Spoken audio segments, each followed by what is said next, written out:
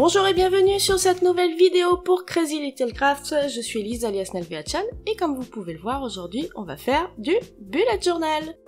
On va s'attaquer au setup du mois de septembre et vous aurez sûrement remarqué là en récupérant mes pages que j'ai triché et que j'ai légèrement imprimé certaines choses pour aller un peu plus vite. Je vous rassure, ce ne sont que des dates pour le calendrier et un tableau pour le tracker quotidien.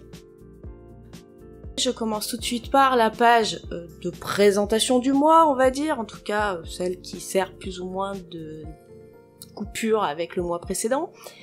Et pour ma présentation de ce mois, j'ai choisi de faire extrêmement simple, mais vraiment.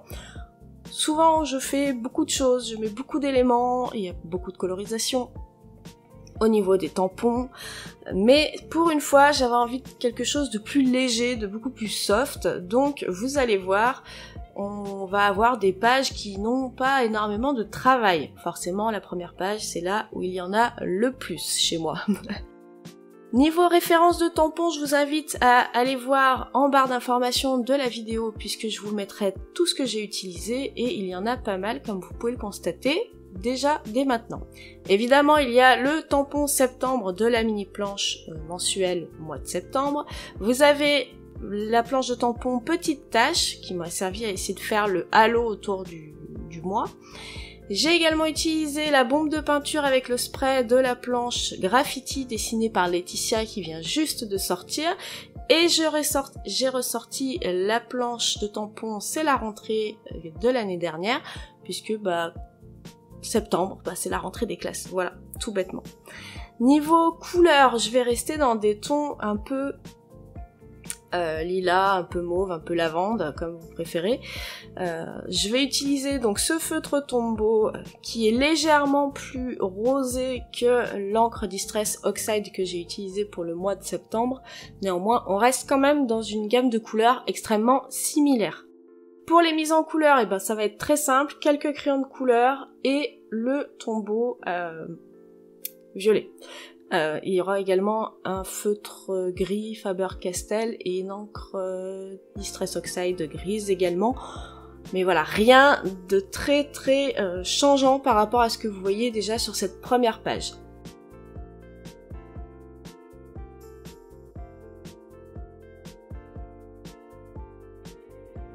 Pour donner un peu plus de présence à mon mois et presque lui donner une impression de volume, je suis pas encore très douée sur cet exercice, je viens faire quelques traits légers, toujours sur le côté droit ou bas de mes lettres, et du coup ça lui donne presque une notion de volume. Et pour ne pas que mes petits éléments en bas à droite flottent, je viens rajouter un semblant d'ombre, en tout cas je suggère une petite ombre, et comme ça on a l'impression qu'ils sont posés sur quelque chose. Voilà pour ma page de présentation, c'était vraiment la plus complexe du lot, hein. Donc vous voyez, ça va être très léger. J'ai également utilisé la planche de tampon de tache en tache pour ce setup, et évidemment la planche de tampon Essential Bullet où j'ai mes titres qui sont dessus. Voilà, donc jamais besoin de faire de la calligraphie manuelle, c'est déjà tout prêt. Pour le calendrier, donc très simple, hein, la tache en violet avec la Distress Oxide, le titre, un coup de feutre pour faire ressortir les nombres de chaque jour du mois, et je démarque chaque semaine en faisant un petit trait au crayon gris en dessous de chaque dimanche. Je vais quand même rajouter un petit élément décoratif, donc c'est une autre des taches de la planche de tache en tache. Toujours avec la même encre et avec une petite bombe de peinture avec le petit spray qui va bien pour donner l'illusion. Et cette page est déjà terminée. Ah oui, petite mise en couleur rapide, très rapide. Pour la page suivante, il s'agit de ma page de choses à faire. Je vais la découper en deux, les choses à faire qui sont importantes et les objectifs que je voudrais atteindre, en tout cas les choses que j'aimerais faire en plus, on va dire. J'utilise le tampon flèche de la planche toute direction et je vais également récupérer les tampons de la petite planche objectif qui a été dessiné un peu spécialement pour ça, hein. Donc très simple là aussi, mais parfois j'aime beaucoup avoir un bullet journal qui respire et qui est pas forcément toujours trop chargé. Voilà l'objet de ma tricherie principale, hein, le tableau de tracker quotidien. Maintenant qu'il est fait, je pense le réutiliser comme je vous disais. Et tout simplement, je viens tamponner le mot tracker de ma planche de tampon sur la tâche, toujours la même, histoire de garder un fil conducteur. Je rajoute à la main le mot quotidien et voilà, c'était tout. Pour la page suivante, qui est également un tracker, c'est celui que j'utilise pour contrôler le temps, mon temps de travail, mon temps de course, mon temps de sport, mon temps de ménage. Donc là, celui-là, cette page-là, vous avez un peu l'habitude de me voir faire. Vous savez qu'après, je vais rajouter des petits tableaux avec des cases en fonction des heures de la journée. Du coup, comme je sais pas encore comment je vais positionner mes tableaux, je mets des tamponnages de partout, toujours les mêmes planches de tampons, avec le spray qui va bien, la petite encre Distress grise, hein, pour le coup, c'était vraiment pour apporter un peu plus de variété sur la page, plutôt que de mettre que du violet en fait. Mais avec le gris, il y a tout qui va bien, donc c'est vraiment la teinte idéale pour compléter, je trouve.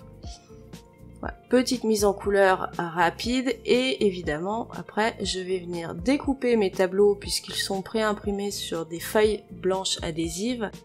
Donc je les découpe, je les positionne et je les colle.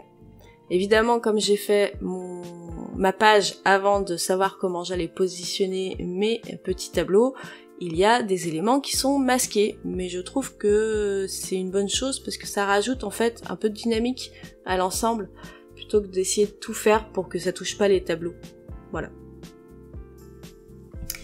Je vais également faire de manière extrêmement rapide une page avec les jours de la semaine, l'occasion de vous montrer un peu plus en action les derniers tampons weekly de la planche weekly 2 qui est sortie dernièrement. Je vais d'abord commencer par faire les 5 premiers jours de lundi jusqu'à vendredi, et puis je vais rajouter sur cette page également le samedi et le dimanche. Personnellement, ce sont des jours sur lesquels je marque généralement rien, donc je ne les utilise pas, mais ça me donne l'occasion de vous montrer un petit peu l'ensemble.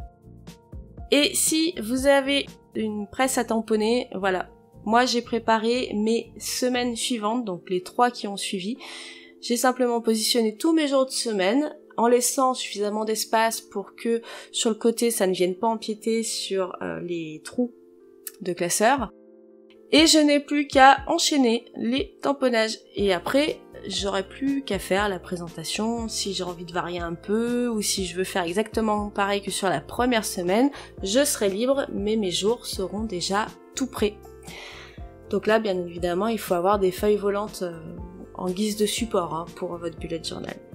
Voilà, donc vraiment très soft. Je voulais vous montrer une présentation un peu différente, moins chargée que ce que j'ai pu faire ces derniers temps.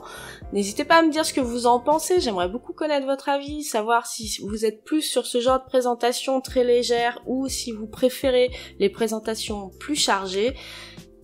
N'hésitez pas à mettre un petit commentaire et si la vidéo vous a plu, un petit pouce vers le haut.